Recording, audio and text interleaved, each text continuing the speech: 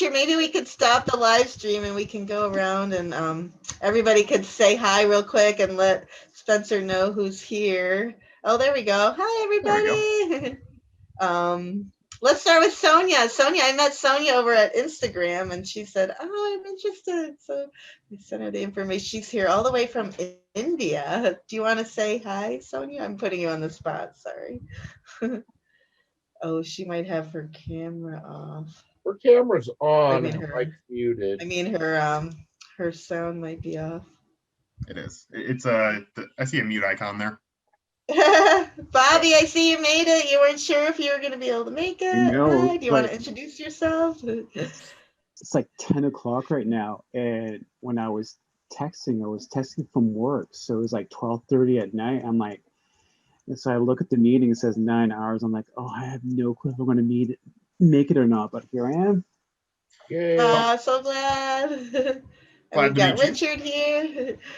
Yeah, I'm so glad. I'm the kind of the technical guru person here helping Jill out, and I was the nerd in school that ran the projector, and I'm still that guy. So Yeah. Understandable. And Mandy's here. Hi, Mandy. And there's people watching on Facebook, so I'll keep an eye on Facebook. So I did go in and write down questions, but does anyone that's right here want to start with questions? Anyone here have a question for Spencer? Why don't you explain what you do? Because there's been some confusion. I think a few people messaged me and they were confused. I think you were being confused with David Gallo, who's going to the wreck to retrieve the Marconians equipment, because I've had a lot of people say, oh, I don't know about that project, and a lot of questions that I had to remove because I was like, oh, this is a different one. So I don't know, maybe we should start with who you are and what you're doing, because I'm not sure everyone out there is familiar with your project. So if you've not heard, we are the Titanic Archive Project. Our goal overall is simply to bring as much of the wreck footage that has been filmed at the site over the years to the public in an accessible format. I mean, I'm sure everyone's kind of experienced the frustration where, you know, there's an expedition that goes out and you hear that they've recorded dozens to hundreds of hours of video in some cases, and you're waiting for years on end for any of this to be released, and then documentaries come out and they'll have 10 to 15 second snippets of the footage here and there, but you're just wanting to see the footage and not necessarily have a narration and a story behind it. You just want to get a look at the wreck, to see it as it is, without interjection, unedited, so that, you know, in some cases it's just easier to understand how things have decayed over the years, or where things ended up, or getting a new perspective on how the wreck has fared over the years, just by being able to see everything in relation to other things and not just quick cut and being told what you're looking at. And so we started with it was about 24 hours of footage from the 2003 expedition to the wreck. That was found by Matthew Smathers. He's one of our other co-founders, along with my wife, who you guys met just a little bit ago. He found that and was originally wanting to use it for a documentary project that he is still going to do, but he had it sidelined for a while we got the archive project online and stable. But once he had that footage, he sent it over to me and we started talking about, you know, what we could do with it. And we realized that with this resource, it was one that we had personally wanted to be able to see for years. Just, it was at this point 24 hours of unedited wreck footage where you could just see everything as it was filmed without being doctored up by an editing team somewhere. And so we figured that if it was this useful to us, it might be for other people as well. And if we could, it seemed like it would be the right thing to do to try and get this footage to the public where they could see it. And that was back in sometime around June or July of this year when we first found that. And the first copy of the site, which thankfully never made it online, it was not great. I did it in about 3 days initially, and then over the next few months, we refined things. Alice joined on and started helping with the site editing. And sometime in late August, we got to the point where we figured it was good enough for a release that we could make a final push for it and try to get it out for the anniversary of the discovery of the wreck on September 1st. And on launch day, we had, I think it was a grand total of 30 hours of footage that could be viewed by anyone, anywhere, at any time. So we are a nonprofit organization that our goal is never going to be to make money off of Titanic. That's been one of those things that seems to get in the way of the purely academic pursuit that it can become if people work together, where people are trying to steal credit from each other or trying to keep certain things under wraps because it's going to go to the highest bidder. And it's just, we don't like that aspect where things are just not accessible because people want money for it. So that's never going to be our goal. We have not been down to Titanic. You mentioned that you had some people confusing us with the expedition going out to do the Marconi room salvage. That is not us. That is RMS Titanic Incorporated, and they have had salver in possession rights to Titanic since the late 90s, early 2000s. We are not with their organization, although we have worked with them somewhat and are attempting to work with them some more, as most of you probably know. They have run many of the expeditions to the wreck pretty much on their own. They've had consultants on board. They've had other organizations come in and join in on expeditions. But when it comes to things like the 2010 footage, which we only have about an hour and a half of at the moment, and that came from the Telegraph. It's embedded through their video on YouTube. But they have what we believe would probably be in the neighborhood of 200 to 300 hours of footage from the 2010 expedition that has not been published. And if we're able to work with them, it would be wonderful for us to be able to get a hold of that footage and, again, bring it to the public. But we don't know for sure if we're going to be able to do that. It's something that we are very much interested in trying to do, though. So that's, in a nutshell, who we are and what we do. Wow. So do people just give this footage to you for free, or do you have to spend money to get it? Or? Well, what we have on our website at the moment has all been acquired for free. Yes, that the 2003 footage is technically in the public domain, so that was difficult to access, but not expensive to get a hold of. The James Cameron footage, it was originally donated to SciArc, which they were going to be doing a similar project sometime back in, I think it was around 2013. They were calling the Titanic Database Project. And James Cameron had donated about 50 hours of footage from his expeditions between 2001 and 2005 to SciArc for that project. But for reasons that I'm not entirely sure of, the best answer I've had from anyone at SciArc was that they started building the gallery where they were going to host all of this footage, and then sometime during the process, they redesigned their website and shifted their company's focus onto 3D modeling of historic sites with photogrammetry. And they stated that the Titanic Database Project no longer fit within the scope of what their company was trying to do, and that it just wasn't likely to happen. So what we have in our James Cameron archive is about 7 hours of footage currently that was originally part of the Titanic Database Project, and we are attempting to get in contact with SciArc again to see about getting a hold of the rest of the footage that was donated, which we would love to be able to publish, but don't have yet. That is something that we get asked about a lot, is, you know, if we have more footage that we just haven't published yet. And I like to say, when we find new footage, it's usually going to be on the website within about a week. It's just we tend to update on Sundays at noon is where we target. We haven't always been perfect with that, but that's generally where we aim. So if we have new footage, we do generally have to build a new section of the site in order to have that hosted. We have to get all of the information edited, and if we can get descriptions up for it before it releases, we like to try to do that. But generally, if we have new footage that we're able to publish and we've been given permission to do so, we'll have it up on the site within a week of the green light being given. So I've gotten Oh, well, I thought when you put up 30 hours, I mean, that's a lot of hours of footage. Like, how many hours do you think you have now? I feel like I could be completely happy with what you have right now. I can't imagine wanting more, but I'm sure, it's exciting to see more. It is. So I'm personally want to say how grateful I am just of what, you've done so far and let you answer that question. Well, I appreciate that. As far as what we have currently, it's about 34 hours. We recently added another 4 hours from the James Cameron expeditions to that section. We do know that there is far more footage out there that has not been published than has been published.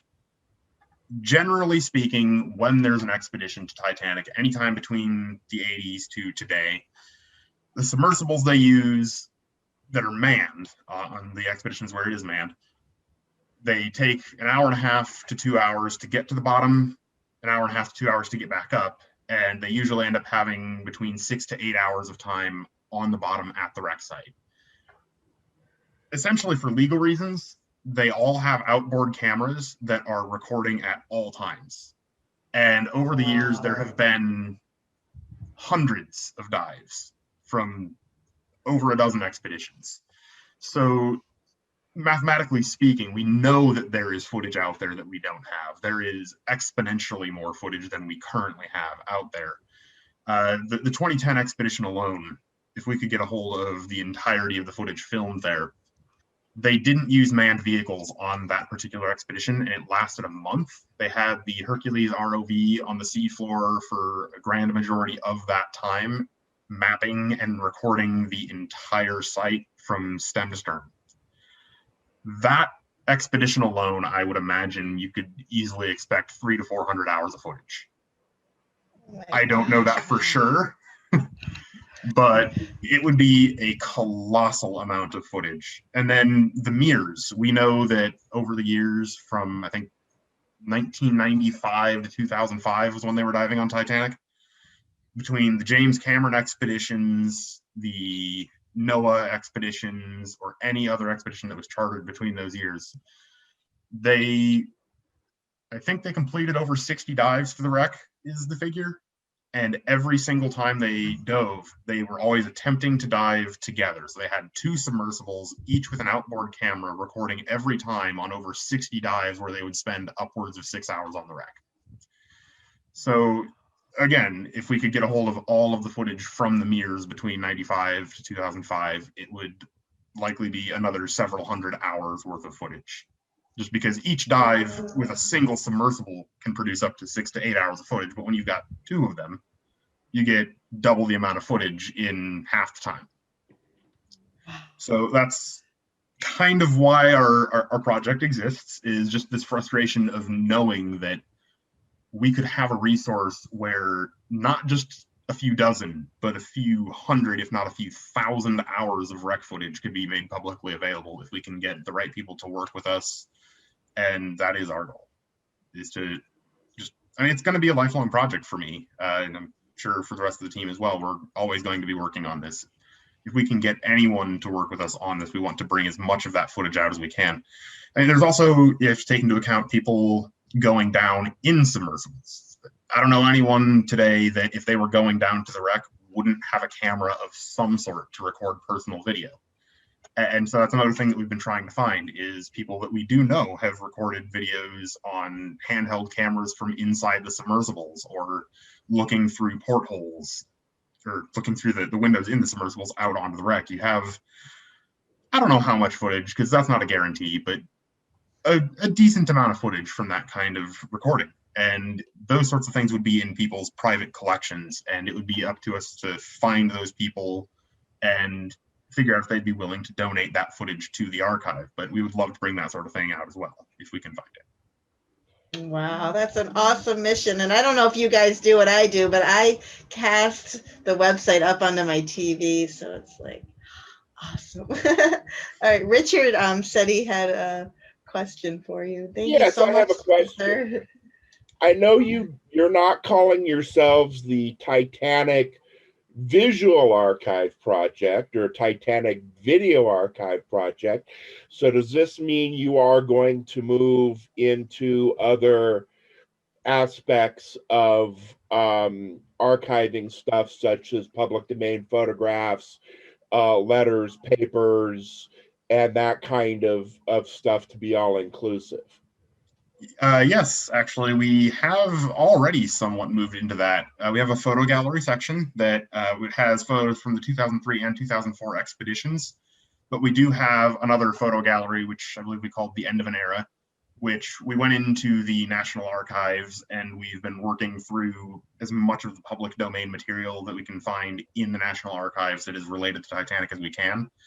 I believe one of the more interesting things that my wife actually found, because she was doing a lot of the research in the National Archives, she found a complete set. I think it was almost every single insurance claim filed by a survivor for things that were lost on Titanic. And she found signatures, signed insurance claims, and itemized lists of what people lost. And at some point, I think we still have all of that just on a hard drive somewhere. I'd like to open up another archive that's just full, or not another archive, but another section of the site where you can go and read for yourself the handwritten insurance claims that people filed after the sinking.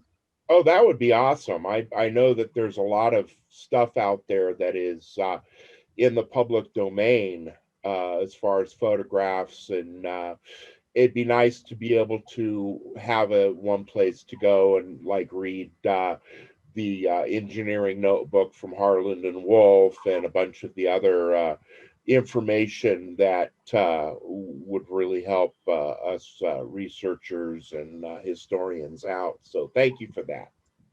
Well, of course. In another sense, we've considered this. It would require a lot of cooperation with private collectors. Oh, Alice has brought something to show you guys that we've actually got framed. This here is one of the things that she found in the National Archives. We might have a digital, I think do we have a digital version of this already on the site, huh? Yes. So this here is from 1899. It was the document where they mapped out the preferred transatlantic routes, both eastbound and westbound during various parts of the year for steamships crossing the Atlantic. It is very heavy, yes. Wow. But we have that digitized, I believe it's a 4K scan that you can go and see on our website in the End of an Era gallery. Wow, there's so much of the website. I need to catch up and try to see everything before you add anything new. How many in the group has been to the? It's awesome. Well, so another thing that we've looked at expanding into, and this is a thing that I can't confirm yet, because it's again going to require working with a lot of private collectors and getting them to agree to have us do this. But okay, for example, well, so we're looking at trying to do 3D modeling of artifacts. This is something we've tossed around. It's not anything we're committed to quite yet. It's something that we've considered, but there are hundreds of artifacts that are fairly significant, from deck chairs to life jackets to sections of planking from the grand staircase. There's hundreds of objects recovered from the water after the sinking. And these are mostly in the hands of private collectors, like I've said. We have a process that we can use. It's called photogrammetry, where if you have an object, like say this piece of teak, which is from the deck of the USS Iowa, it's original from World War II. But if you have a camera, all you really need is a camera and a software that we already have. And if you take photos from as many angles as possible, showing as many details as possible of an object, you can take all of those photos, plug it into the software, and have it generate what is effectively a 1-to-1 scale, 100% accurate 3D model of that object. And so what we've been looking at doing is, if we can get private collectors to agree to have us or themselves photograph these objects in extensive detail, we can then take those photos of artifacts and generate 3D models of things like deck chairs or life belts, as I mentioned, and have these 3D models hosted in a viewer on our website, where if you wanted to get an up-close look at well, let's say, for instance, for whatever reason, the collector who owns the Hartley violin allowed us to do this with that artifact. If you wanted to get an up close and personal look with that artifact, we would have to get them to agree to doing this and then get the photos taken, but then we could generate a 1-to-1 scale, completely accurate 3D model of the Hartley violin and have that artifact digitally hosted on our website in a format that would never degrade, never go away. And it would be publicly accessible to anyone all over the world who needed to do research on that artifact. Wow, that would be amazing. It's something that I'm very optimistic about, and I would love to be able to do. It's not something we can say that we're doing yet, though, as it's just something that's been tossed around. But if we do make progress in that field and end up committing to doing anything along those lines, our Facebook page will be probably the first place where you hear about it. We don't hold back on announcements. If there's something that we are able to announce, for sure, it's almost immediately always up on the Facebook page. Yes, I hope you guys are all following them on their Facebook page, the same name. And I did put the website there into the chat. It's really wonderful, especially for somebody like me that would never be able to go down there. And you know, what a great thing to do right now to, you know, bring things virtual, especially now with, you know, the virus going around and people are hunkering down at home. You're bringing a lot of joy to people. Well, I'm glad to hear that. It's definitely something that I've hoped people would enjoy. It's something that I've really enjoyed working on and something I can say I'm very proud of. Our team as well has been wonderful. You've met my wife. She's one of our administrative people. But we also have Matthew Smathers, who is a very longtime friend of myself and of Alice. He actually officiated our wedding, for those who may not know. Oh, he did. I love Matthew. Yeah, he's awesome. It was wonderful. But no, he is one of our archival material specialists. He is constantly on the lookout for anything that we may be able to add. We also have a volunteer by the name of Garrett Bass, who has been very, very helpful lately. He's been doing a lot of the writing for site descriptions for videos, which I don't know if you guys have seen. A lot of people, they tell us that they need an idea of what they're looking at. So over the past couple of months, we've been, wherever we can, we've been going through and writing out time-stamped descriptions for as much of the footage as we can get through in a given day, where if you stop at a timestamp, given a description, and pause the video there, you'll have a description telling you what all's on screen and kind of what to look for if you're not sure what you're looking at. And I think we've got 3 pages of the bow in NOAA 2003 done. We've got, we actually ended up replacing all of those descriptions in the James Cameron section because we found the original descriptions that were written by expedition crew members and figured that they would probably do a better job than us. So we put the PDF files that have their original descriptions for that footage on as many of those as we were able to get them for. I think we only have maybe 2 videos in the James Cameron section that are currently missing descriptions. And I think this week or next, we're going to try and have descriptions written by our team to replace the ones that we couldn't find for those. But if that's been something that you've been looking for, we do now have that. It's just on our site. Wow, that's great. Gosh, does anyone here have anything they want to say or ask? You guys are all free to unmute yourselves. It's a small enough group where it won't be overwhelming. Well, in the world of other things I can talk about us doing, we did announce last week, and we posted some examples of what we're looking at. Right now, most of our archive is in standard definition, or about 480 is what we're looking at in most cases for resolution. But, you know, obviously that makes things a little hard to look at. It's fuzzy, kind of difficult to tell what something is in a lot of cases. And over the past few weeks, we've been doing a lot of experimentation with upscaling.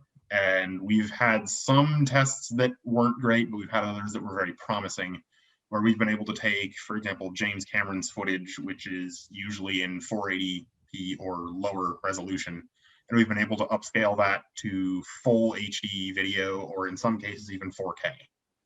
And so one of the things that we've been looking at doing is The software that we have been messing with, we've got a free trial of it at the moment.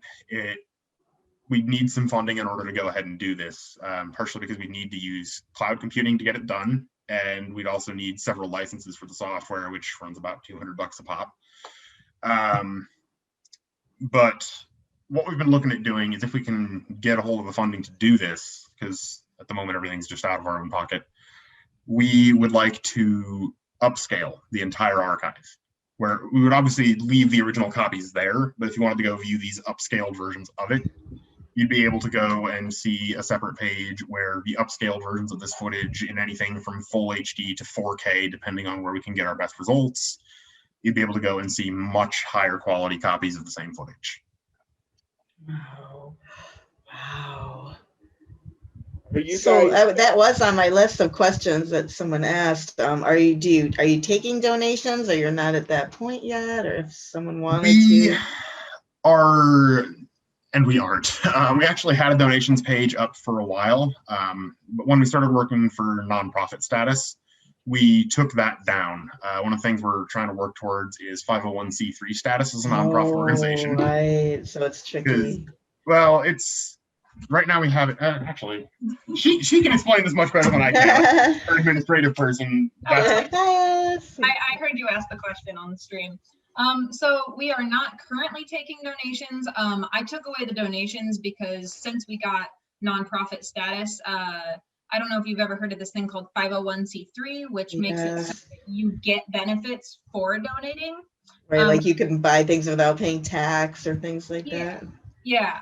So we were trying to gain 501c3 status before we opened donations back up to the public, because we didn't want somebody to donate and then 10 days later we had 501c3 status, and then, you know, they're sad because they don't get the benefit, and then anybody who donates afterwards does. We're experiencing technical difficulties. Please stand by. Go ahead, Joe. Put that back up. So. Oh yeah, he's got the shirt. Oh yeah, we both got our little Titanic book club shirts. The Titanic book club. Even if you don't want to advertise the book club, it just looks like a standard white star line logo. Sonia here had a question. She said, Sonia's here all the way from New Delhi, India. She said, did you get paid anything to get access to the footage of the exhibition? Well, so if you're asking if we get paid, no, we have not been paid anything. This has all been on our own time. As far as paying anything to get access to it, with the 2003 footage and the James Cameron footage, we have not had to pay for that yet. There is footage that we do want to get a hold of that we know we're either going to have to pay for, or honestly, Richard, we have questions for you later that will relate. Good. I love connections. Well, so we've been wanting to get a hold of the footage from the 1980s expeditions with Woods Hole, but I think some of you may have heard this in a previous live thing that we did with Titanic Connections, but we talked to them about the possibility of having the footage from Argo and Argus during the 85 and 86 expeditions. And they told us that they would be willing to license it to us for a fee of $50 per second of footage. And what? Yes. It was ludicrously expensive. $50 a second? Wow. We ran the math on it. And I was mentioning earlier, your average 6 to 8 hour dive, it was going to be about $1.4 million to license 8 hours of footage, which you'd be better off paying the $125,000 and go down there. That's where we were at. Yep. Okay. I mean, a whole bunch of people could go down. I have another question then. I know that everything that the Weather Service does, that NOAA does, officially under NOAA, is in the public domain, just because it's taxpayer funded. So any photographs that any of the weather offices take, I worked with Skywarn here, take is all public domain. Is Woods Hole a private enterprise, or is it part of NOAA? No, Woods Hole is a separate thing. It's a maritime and oceanographic institution in Massachusetts. Right. But I So just, they're private. yeah, because I mean, I thought they were massively funded by NOAA, the National Oceanographic and Atmospheric Administration. You're not entirely wrong. With the expedition to find Titanic, Woods Hole provided the equipment, but they were contracted by the U.S. Navy officially to go and investigate the wrecks of two Right. Yeah. submarines, and then they were able to use the remaining time with that expedition to go and look for Titanic. So the expedition was contracted by the Navy, but run by Woods Hole. So honestly, that might be a loophole that we might be able to. That's why I thought I'd bring it up, because I don't know if you could submit an FOIA, Freedom of Information Act request to have it released or not. So yeah, at least the stuff that was paid for by the U.S. government should be accessible to anybody like that. I mean, that's kind of where that is. So that's kind of what I was asking, because I mean, I know where they're getting from that. They want to be able to, if somebody wants to use it for a movie or something, they want to, make money off of it. But geez, come on, guys. Yeah, no, it was ludicrous. Like Jill was saying, it's $125,000 to go down with Ocean Gate one time, and you could do that almost, well, probably do it 10, 12 times for what it would cost to license 8 hours of footage. But people do really want that footage because of it's the discovery. You want to see the boiler moment, yeah, where they first spotted a boiler and everybody gets all excited. Everyone wants I want to see that. Yeah. I've actually been looking around for that for a while, because I remember seeing it at some point and I thought it was already released somewhere, but I have not been able to find it since.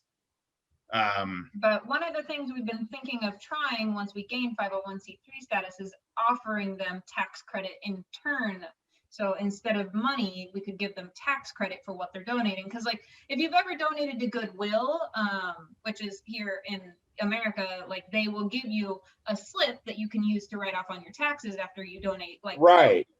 So that's something that's an avenue that we're going to pursue once we have 501c3 status. But obviously, we haven't. Well, Woods Hole being a nonprofit themselves, which I'm pretty sure they are. You can go on the IRS website and search for tax exempt entities, and I'm pretty sure Woods Hole is not a for-profit institution, so that might be a stopper on that one. They would not need a tax write-off by any means. However, private individuals who wanted to donate money so you could buy footage, that would be a different story.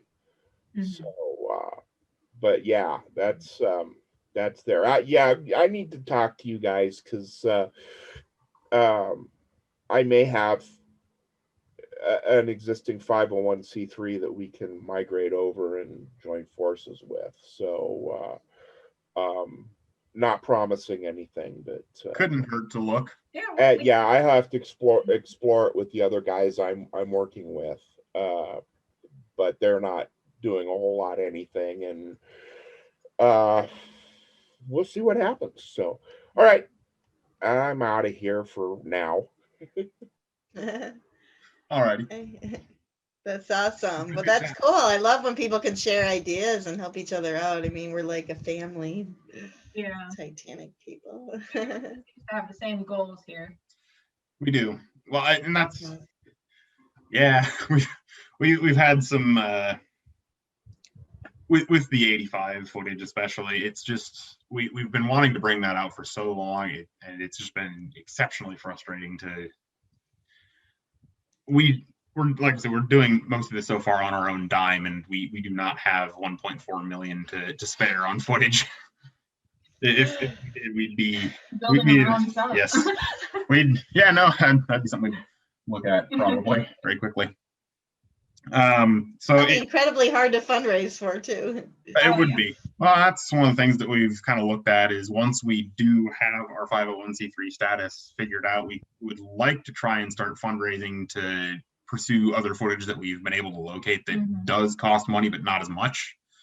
We know that there's a whole bunch of footage from the 90s when they were, I think it was 1991, Al Giddings was at the wreck filming for the IMAX film Titanica. And we found a fairly large repository of footage from that particular expedition, but we also want a fairly hefty fee for that footage. It's not quite as bad though. It was, as opposed to the 50 per second that we were looking at Woods Hole, some of it was as bad as 30 to 45 per second, but there were other clips that we could get a hold of for, I think it was like $75 for the whole thing. So it wasn't particularly bad, but it was still a bit more than we can afford to foot on our own. And I mean, another thing that we've kind of talked about in the past is if people were into the idea, and I throw this out a lot, but I haven't really done anything with it yet. If people were into the idea of new footage, she and I are both fairly decent when it comes to photography and videography. Yeah, she's actually going to school for film and video production. But we've nice. the idea of trying to fundraise, because it would be a much easier goal to reach than 1.4 million. We've been looking at trying to fundraise a few $100,000 to send our team out to dive the wreck in person and get new footage using our own camera equipment that would then be immediately published on our website. Is there an area of the wreck that you haven't seen that you would just love to see? Well, as far as the bow, it's been pretty well covered. The debris field is interesting, but hard to gauge new decay on. And the stern, as we're all well aware, is not doing so well, to say the least. And I would like to probably try and find areas where we would be able to document new damage to the wreck or new collapses, new decay, any new holes opening up. So I would honestly like to visit the bow the most, just largely because that area has been the most observed. And one of the goals with the archive project is to be able to cross-reference. If we have footage of an area as it appeared in 1986, 1995, 2001, 2003, 2005, 2010, and then new footage, just to see how the decay in that same area has progressed over time, it would help the average person understand how the ship's decay is progressing, because you see all these very alarmist articles all the time where people are saying, oh, experts say Titanic could disappear completely in the next 20 years, and then you see. Oh, I know. It's like, wait, what? I've heard that before. And from what we've seen working on the archive project, I firmly believe it will be there long after we are. It'll be a little worse for wear, but from what I've seen in our footage and all the time I've spent analyzing it for descriptions, I feel like the superstructure on the bow is likely to collapse probably within our lifetimes. But the hull itself, especially as you get further forward, there are places where black paint is still visible. And while I know that the interior, you're likely to have more decay on the inboard side of things, the structural integrity from the well deck forward is pretty much all there. There's not really been much in terms of collapse. There's not been a huge amount other than very cosmetic stuff. Like we've had some railings that have fallen or that have fallen forward on deck or are starting to kind of bend outward. But aside from railings, the deck itself and the hull are very much intact from basically the well deck forward, other than the giant gaping hole in the side at D to F deck where the well deck buckled. But that area is very much intact, and I firmly believe that it will outlive every single person in this meeting. That's awesome. So that's been one of those things that I'd like to try and do with the archive project, is just give people points of reference so that they can see from the past onward, how has the ship actually been decaying. I want it to get to the point where people can rely on what they're observing in wreck footage over time to make their own decisions as to what they believe as to when it'll collapse, rather than the alarmist articles that say, 20 years or never, because, it's just, there doesn't seem to be any in between with the media. They just want to say that it's going to be gone for the next like 10 to 15 years, or it's going to be fine. And it's just let people gauge for themselves if we can. That's wow. Do you want to share with us what got you started? What triggered your start with Titanic? Because everyone has with Titanic or the archive project, because they're different stories. You can go either way, whatever you want to talk about. With Titanic, it's a fairly simple explanation. I don't remember a time when I wasn't interested in it. I have been told by my parents that the first book I ever read on my own was the little Step Into Reading series that was around for a while, and they had the nonfiction books where it was like levels 1 to 5, and it taught you how to read. Yes. The story of how I learned to read on my own basically went that I was interested in Titanic and started reading the books in that series that were related to it, until eventually one day I came downstairs and read one of them out loud to my parents, and it was the first book I ever read on my own. And I hadn't read it long before that. So I honestly don't know. I've actually thought about that a lot, like where that came from, and I just don't remember. I was too young. But with the archive project, very different story. It makes people laugh. It's partially out of spite for documentaries. and again, I'm not going to name any names. I'm not going to specify which documentary it was. I'm sure we all know which one it was, but there was a somewhat recent expedition where they filmed some incredibly high quality footage and then spent months advertising a documentary that they were saying was going to be an hour-long special with never before seen 4K footage of the wreck. And then this documentary comes out and it's 26 minutes of advertising, 34 minutes of content, and only 6 minutes of it was wreck footage. And I was mad. And then it was only a couple of months later. Well, and it's only a couple of months later that Matt finds this massive repository of previously unreleased wreck footage for all intents and purposes. It was this NOAA footage, like Richard mentioned. It's all public domain on creation, but they hide it so unintentionally well, I guess is the best way to put it. Or intentionally. It took Matt, I think, 3 weeks of emailing back and forth with people at NOAA and being guided through their internal cataloging system before he found it. And he showed it to me. I'd never seen it. He'd never seen it. And we started posting screenshots from it and mentioning what we were working on. And we actually had a few members of the 2003 expedition themselves message us and go, "Where did you find this footage? I was on this expedition and I've never seen this." Wow. And so you're like, "I'll sell it to you for $50 a second." No, that's where we decided we'd do the archive project. Yeah, that's awesome. We kind of had this irritation still within us for, how these companies, they'll go out, they'll film dozens to hundreds of hours of footage at the wreck site, and then immediately license it out to cable networks because that's where the highest bidders are. And then the cable networks might use 5 to 10 minutes of the hundreds of hours that they've been licensed. The rest of it just sits, never gets released because they made their money and they don't need to worry about it anymore. I know, that's terrible. And wow. So that's largely why we exist. That's awesome. Get footage that hasn't been locked in a vault somewhere, and we can get permission to publish it. We will. Now, are you allowed to take that footage and make your own little documentary that does have words and explains to people like me who don't really always know what I'm looking at? Well, or depends on the footage. Like with the NOAA footage, we are able to, just because of the copyright status of that footage, we are able to. But with different footage sets, different rules are going to apply, which if anybody that's watching is wanting to make video projects using footage in our archive, I would encourage you to email us and let us know. We don't generally have any issue with it, but we don't want anybody getting into trouble from using stuff from our site, without knowing whether it's copyright free or not. So if you have even the slightest bit of doubt about that, and just as a general precaution, if you're going to do some editing, just go ahead and shoot us an email.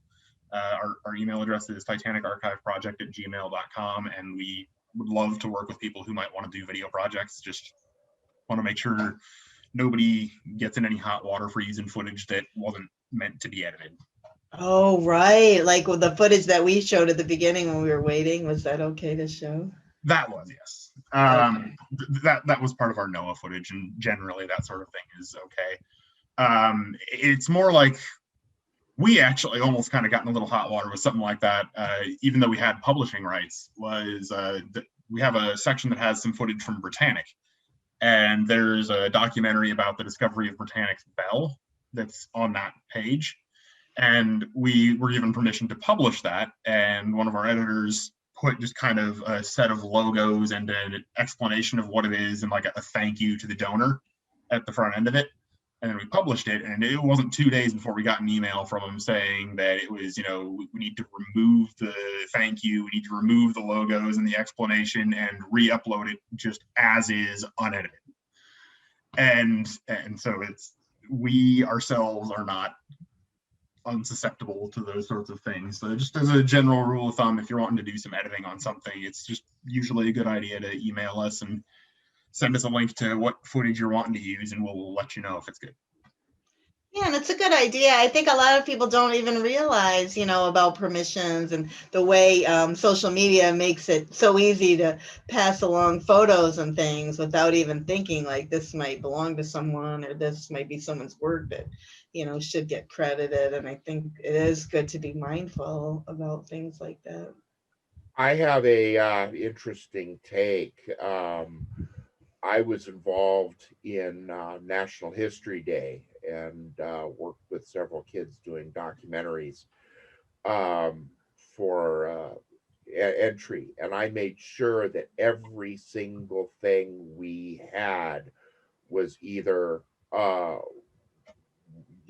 in the public domain or we obtained licenses for. And I think it's a real disservice because a lot of the kids were not taught that, and they'd go grab music off of this and go grab something off of that, and they were completely unaware that a lot of stuff had to be licensed if it was ever to be shown publicly or not. I mean, I probably went overboard on that, but it's a real stickler with a lot of stuff because I've gone to a lot of sites and have looked at video and looked at listened to audio clips, and they just throw it out there for everybody to look at. But if you want to use it in a commercial project, you've got to license it. So that might be another thing that you could look at too with NOAA, is seeing if you can put the footage up, but still, it would be advertising for them, really. I mean, somebody could go and find the footage they wanted, and then they'd be able to. Whoa. Sorry, that's my. It's 11 o'clock here, so that's. That was pretty cool. Pretty cool sound effects. Spencer, I want to tell you, Alicia, she's one of our admins. She said she wanted to know again what the map was that you were showing before. The map? Oh, that map. It's in our photo gallery. The gallery is called The End of an Era. It's somewhere in there. I don't remember exactly where, but it's a map showing the preferred routes from, transatlantic routes, both westbound and eastbound. Depending on the season. It was drawn up in 1899. I'm not entirely sure if it's still applicable in 1912, but we hadn't found anything that was more recent than that, but before 1912, because there were some that had been updated in the 1930s, but it seemed like that was the one that was applicable in 1912. So we do have that framed in our house, but we also have the digitized version of it on our site if you want to go and see what those routes were. Interestingly enough, there are a couple of routes that do pass very, very close on that to where Titanic actually went down. So wow. it is a very intriguing thing to see. Oh, Bobby said, sorry, must go. Thank you for the invite. Thanks for coming, Bobby. And Alicia said too, she said, thank you. It was so cool having you. And thank you for making the artifacts available to your project, even when you can't travel. That would be cool, the artifacts. Wow, can you imagine how they even figured out these things like current rates way back then when, they didn't have the technology that we have now. It's like, I don't even know how I they do figured want it. to go back just before we go on to the next thing. I did want to mention there is one other thing that I kind of wanted to address because we have a lot of people. I do ask, and I still encourage people, send us footage if you believe that it's something that we'd be able to use. But I must emphasize, from personal collections or from relatives or public domain sources that you know for sure are public domain are the only ones that we're going to be able to use. We've had quite a few people send us, footage that they're saying, oh, you can use this on your site. I don't mind, but it's not footage that they actually own. But then we have other people that will, message us with copies of footage that are watermarked, and they'll say, oh, well, you can publish this on your site because it's watermarked. And if it's watermarked, it's fine because they know it's not yours. And Oh I gosh. appreciate the gesture. That's not Yeah. the right words, unfortunately. So if you've sent us something that was watermarked or that was just something that you found that you didn't mind us using, we appreciate the gesture, but unfortunately with copyright, it's not always quite as clear cut as it may seem at first. There's a lot of pitfalls with that sort of thing. I did see Bobby mentioned that I need to take care of that map. I should emphasize that is not the original. That is a very large scale print that we had done. The original is still in the National Archives. That's not I wish it was the original one. That would be awesome. Yeah. but no, that's a very large scale print that we had done. Yeah, that's awesome. Oh my gosh, thank you so much for your time today. I don't know if anybody else wants to say anything, David, or I'll open it up. So nice to see you, David, and so nice that you could join us, Sonia. I'm glad everybody that's watching. I really appreciate this sponsor because I think people really can learn now what your project's all about. It's kind of new. So, well, I appreciate you guys reaching out, and I am glad to have made it. So, thank you so much, and good luck, and keep us posted. Well, I'll be. I look forward to all your notifications. Uploaded a new this or that. I'm like, oh, oh. So had Sonia raised her hand. Oh, go ahead. Oops. Do I need to? I think because I muted. Let's see. I think I have to ask her to unmute. I want to ask, is the footage of the expeditions is the only way to preserve Titanic for the future generation? Footage and all. We can't do anything to preserve the real wreck, I mean. Oh, yes, that is one of our main things is we want to keep the site online forever so that, yes, the wreck will be available to anyone that wants to research it, even after the wreck itself is gone. So yes, we do want to make sure that we preserve the footage on our site. If that answers your question. Oh, she's muted again. Oh, she might have turned her. Oh, wow. Thank you. Thanks for all you do, and keep us posted if you need help with funds and things like that. And we're just speak for everyone, my excitement and gratitude, because I think, this is something that, like you said, is just very hard to get to see a lot of time of, especially even when you're promised, like, this documentary is going to have all this footage, and then you go and 6 minutes and 45 seconds. I timed it. like, wow. Thank you for everything. Well, it's been a good chatting with everyone. I should probably get going though. Yeah. Thank you for your time today. Thanks for coming, Sonia and David and Richard and anyone that's watching. Have a great day, everybody. Yeah, thank you, Spencer. And please feel free to message me and we'll chat. And Jill, we're going to need to pull this off of Facebook, and I'll get the edited version. It sounded like a little kid. It was like, gosh, what a brat. And then he invited like 5,000 different scammers. I don't know how that even even worse. I was like, well, at least we did have another meeting bombarded, and they showed some visuals that were a little upsetting, and I was like, oh dear. Yeah, but I mean, he thinks that he's ruined our meeting here, and he hasn't, Yeah. because I have the power of video editing to be able to cut that out and not put it in. So I'll work on that this afternoon, and then I'll get it up to Facebook, and then we can post the Facebook link up. Okay, yeah, and I'll send it to you, Spencer, if you want to Yeah. have All right. that. All right, have a great day, everybody. Yep, you guys as well. Bye. Thank you. We'll see you, and I'll reach out to you later today. Richard. Okay, I'll be here. All right. Nice to meet you, Sonia. Nice to see you, David. Nice Bye, to meet guys. you, Sonia. All righty. Well, I'll be on my way then. Okay, bye. Bye, Alice. Thank you. Bye. Bye.